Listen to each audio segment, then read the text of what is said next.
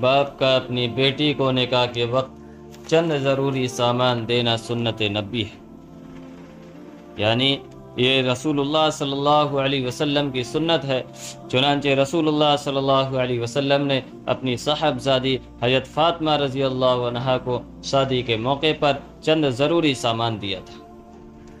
البتہ اس میں افراط اور غلو مناسب نہیں کہ اس قدر اہتمام کیا جائے کہ جس سے پریشانی ہو اور قرض کا بار عظیم ہو جائے۔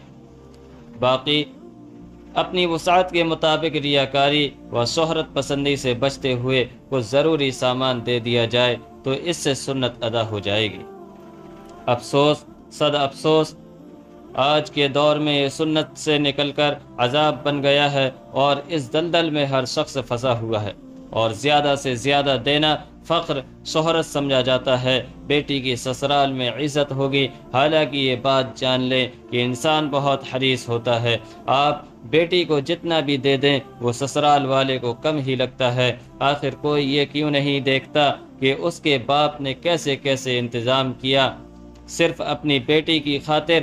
لیکن پھر بھی اگر لڑکی کو یہ طعنہ سننے کو ملے کہ مائکے سے تو لائی ہی کیا ہے، حالانکہ اس مال سے پورے سسرال والے فائدہ اٹھاتے ہیں، اس میں اس لڑکی کا کیا قصور ہے جو بیچاری ظلم و تشدد کا نشانہ بن جاتی ہے؟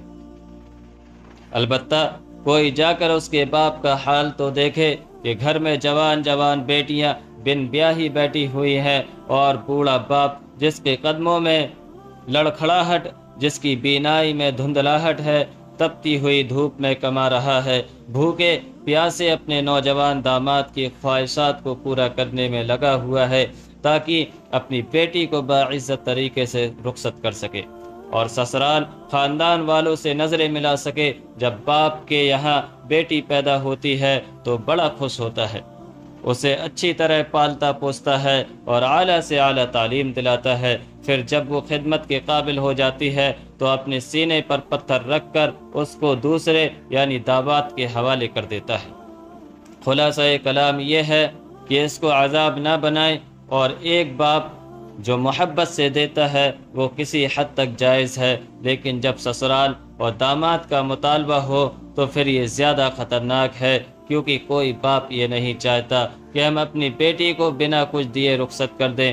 البتہ جب داماد کا سسرال والوں پر مطالبہ بڑھ جائے کہ مجھے گاڑی یعنی بائک چاہیے، کار چاہیے، فلاں بائک چاہیے، تو بیچارے اس بوڑھے باپ کے پاس نہیں ہے، وہ داماد کے نخرے برداشت کرتا ہے۔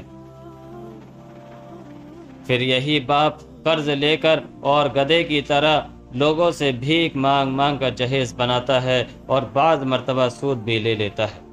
ایسے داماد پر لعنت ہو، اس سے بہتر تھا کہ وہ شادی ہی نہ کرے، کیونکہ جو باپ لوگوں کے خوف سے جہیز دیتا ہے تو داماد کے لیے وہ حلال نہیں، حرام ہونے کا یقین ہے، نہیں تو کم از کم مشتبہ ہونے کا اندیشہ تو ہے۔